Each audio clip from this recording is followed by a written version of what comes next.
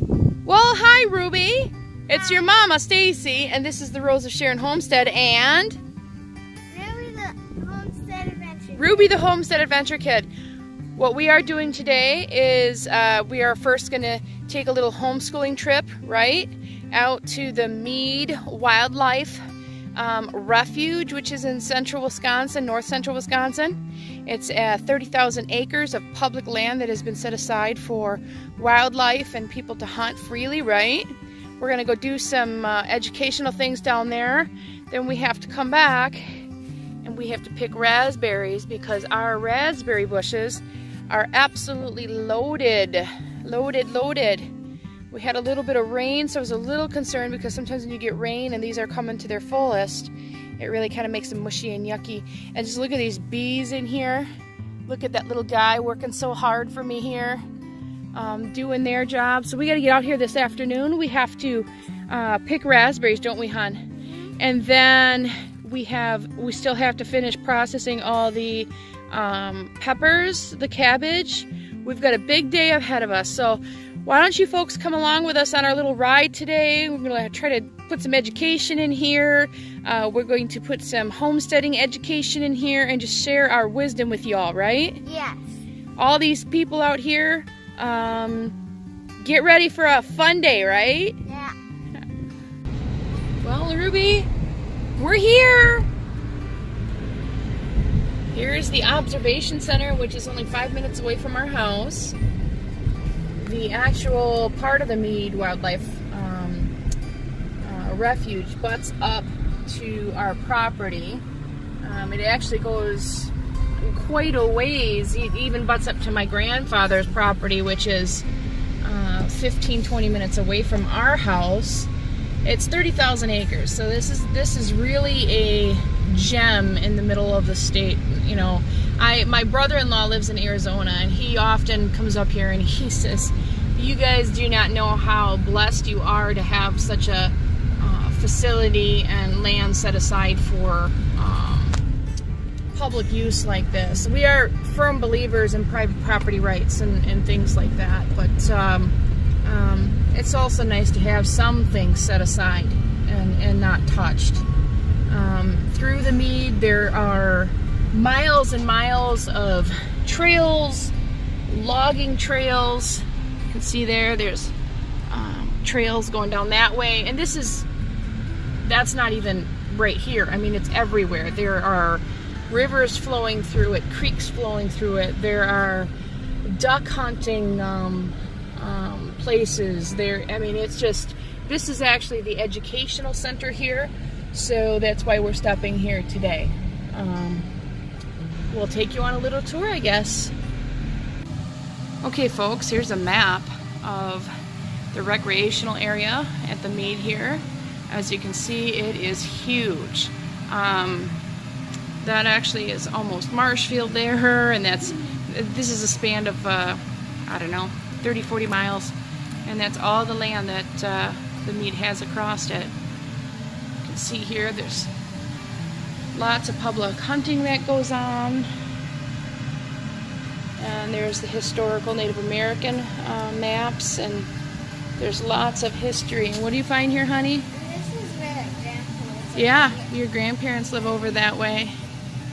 They have educational classes. You can bring your kids. Look at here, honey.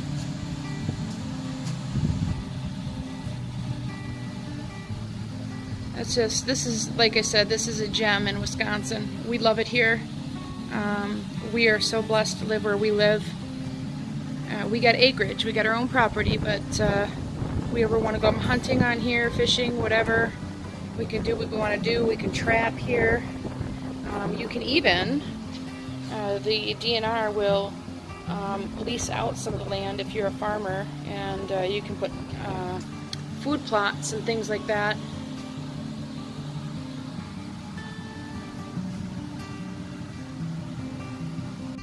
What's awesome about this observation center, honey, is they have a lot of examples of really good native species that help butterflies and bees and stuff like that. Like this is butterfly weed here. Come over here.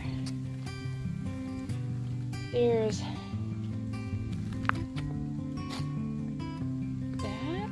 Look at, see, purple prairie clover. We have this on our farm. All these are native species and beneficial species to bolster the butterfly and bee population. And you can get lists of those, and they'll actually give you seeds to plant on your property. Did you know that? No. All right. Oh, and look, there's an owl up there. Let's go.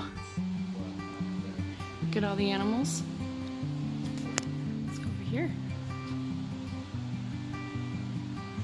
Hunter-gatherers. Look at, this is how the Native Americans used to hunt and gather their foods. These are the tools they use, Sweet Pea. Look at this here. Isn't that cool? Look at Mom. Oh yeah, look at that. Snow geese. Bobcat.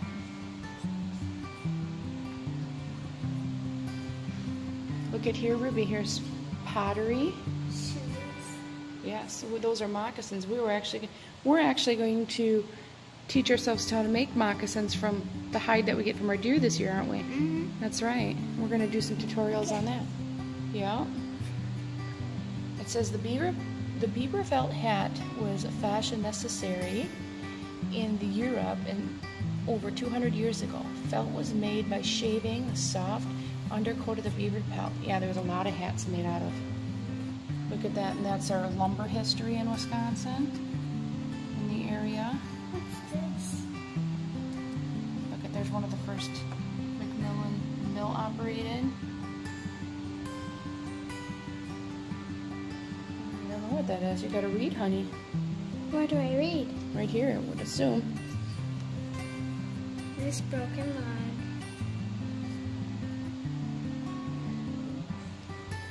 It was found in the river. Oh, it was found in the river?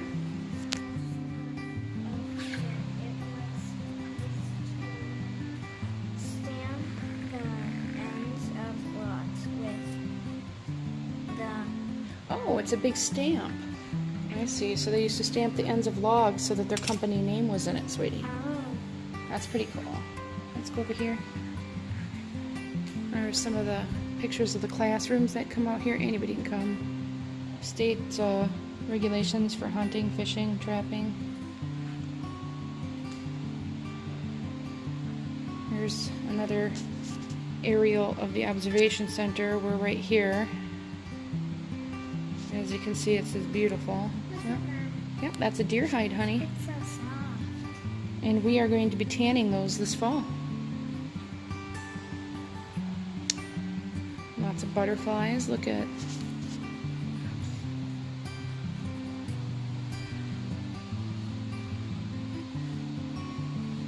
Oh, look at that white porcupine up there, bug. Mountain lions. We get a lot of mountain lions in the area again. I personally seen one 9 years ago, and we got a lot of them on trail cams now, don't we? Yep, frog. We're going to go down and learn about all that down by the ponds. That's just representative of what their eggs look like, sweetie. All the Wisconsin wildlife is represented here in this building, isn't it? Ducks. That's a beaver pelt, honey. Ruby has a passion. She wants to learn to trap beavers. We've got literally an overabundance of beavers in this area, so it's a must needed thing to. Oh, is that soft? Bear hide. So what do you think, Ruby? Pretty cool here, huh? We'll go out to the observation deck outside and take a look around there too. Hi, this is on the Homestead Adventure Kit. You don't have to say the introduction again, honey. We were going to make a butterfly house, and have the directions. We've been looking for later. instructions. So that's a butterfly house right there, because we want to make these on our property, don't we? So I think we're going to have to do a video on making a butterfly house too, since we got the directions now, right? Yeah, and there's a back to it too. There's a back to it too. Fun, fun, fun.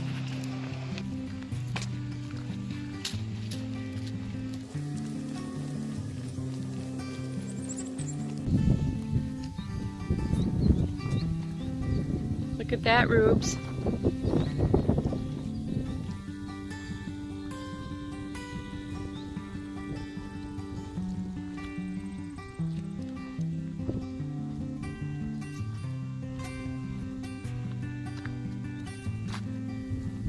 What do you think, honey? Stop right here and look out once. Isn't that beautiful?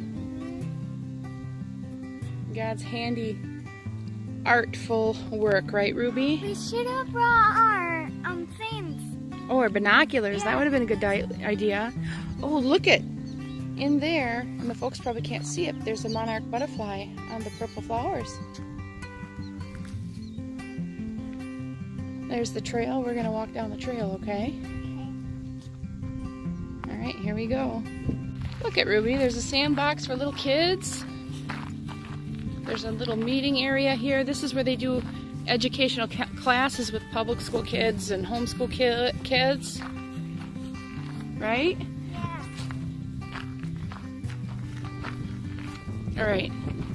Go run out to that observation deck over there. What'd you find, Sweet Pea? American Badger. That's our state Badger. mascot, isn't it? Yes. The badger.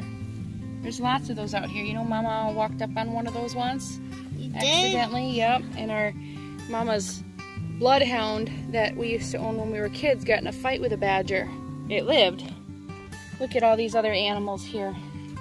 Those are cute. Little foxes live out here, birds, cranes, right? Lots of stuff. Even flowers. Yes, flowers, all living things, right? Lots of stuff out here. And over here, it shows even the smallest of the small, the mosquito larva, which we don't like mosquitoes, do we? Beetle larva. All those things are there. And then these things eat them, don't they, Buggy? That's right. And the fish eat them. We got lots of ducks out here, don't we? Geese. And it goes to spring all the way to fall. That's right, it does, doesn't it? Ruby, what do you hear? I forget. Tree frogs? Yeah. Just stop and listen. Isn't that a beautiful sound? You know, the Word of God says, all creation sings of His glory. Do you think they're singing praises to Him? They are, aren't they? What did we find here? Milkweed that is now opened up and drying. Do you know what we use this for, Sweet Pea? Fire starting. Fire starter. We dry that out and it'll keep drying. You make that into a little ball like this, and when it's dry, that stuff will really make fires, won't it? And then we can also go like this and plant more. Because guess what? Those feed the monarch butterflies, don't they? That's right. What'd you find here, honey? It says it's a wildlife scape design. So it shows you the different depths of the pond, the different buffers that it says pond buffers, the different kind of plant life in there. Oh, look at here, you got this little duck. That's how he dives down for his food, see? And that's all underneath here. It's pretty cool, huh? Oh, look at, there's a duck house. There's eggs in it. I think those eggs are old and they're not real, but it's there for example.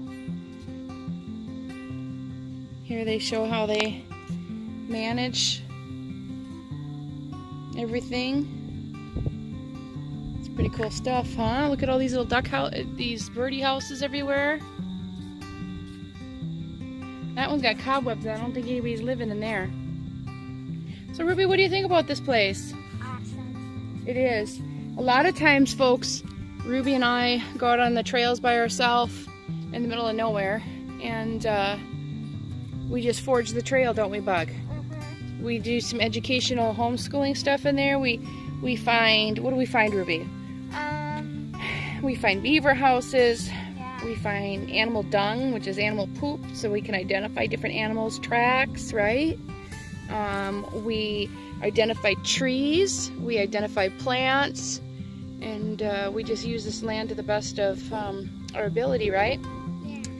We're not armed here because this is a pretty safe spot with lots of people, but normally when we go out, Mama always carries a sidearm because we have lots of bears, cougars, and we have a huge population of wolves here now, don't we, Bug?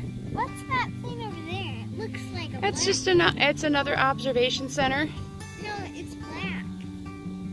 You're talking about the little house? No, it Oh, looks to the left of it, right here. looks like a cow or something. It's not a cow. I know that, but that's just another observation center over there. There's another observation center over here too. And there's observation centers on the roads everywhere out here, isn't there, Ruby? There's bird watching places. So is there anything you want to tell the folks about the Mead Wildlife Refuge? Did you like coming here? Yeah. Yeah, did you learn anything? Did you learn about, I think you learned more so after, in between the video, Mama talked more about the Native Americans and who lived here originally, right? Yeah. And how they made tools out of stones and spears, right? They had all that information there, didn't they? Did you enjoy that part of it? Mm-hmm. And then the Europeans came and they brought what? What did the Europeans bring with them? They bought things. It was like Tools, steel. yeah. They brought steel, right? And they brought, And they brought that. It was that kind of a color and it was sharp. Yeah, a spear. a spear. Yeah, but the Europeans brought metal, and then with Yes. metal came weapons like guns and things like that, and trapping, right? Native Americans did trapping, but they didn't use metal traps. They used a lot of snares and traps that they could make from things that were available in the environment, right? Yeah. Yeah, so we're going to be doing some more of these videos. This is just an introductory one. We're going to be going into the woods. Ruby will be taking a trapping class because the Mead Wildlife Refuge actually has an overabundance of beavers. Like literally in one pond, they had over 200 beaver houses, didn't they, Ruby? So at this point, they're almost invasive. It's just too much. And it was like big as this.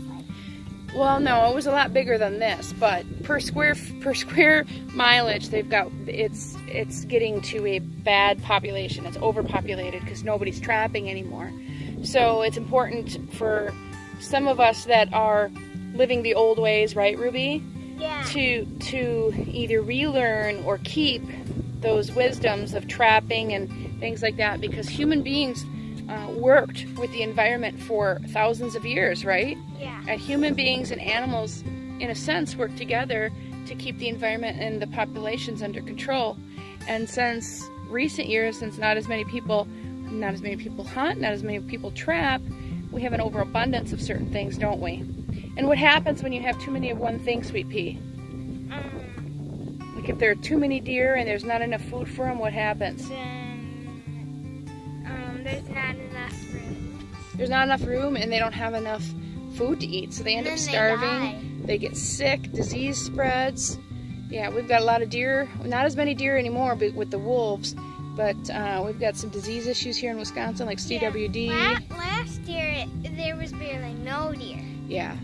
But now it's starting. And do you know why we got not as many deer now? Because of the wolves. Because of the wolves, because they reintroduced the wolves, which nobody would have a problem with that, but they're letting the population get out of hand, aren't they? To the point where they're killing cattle and cows of our neighbors, right?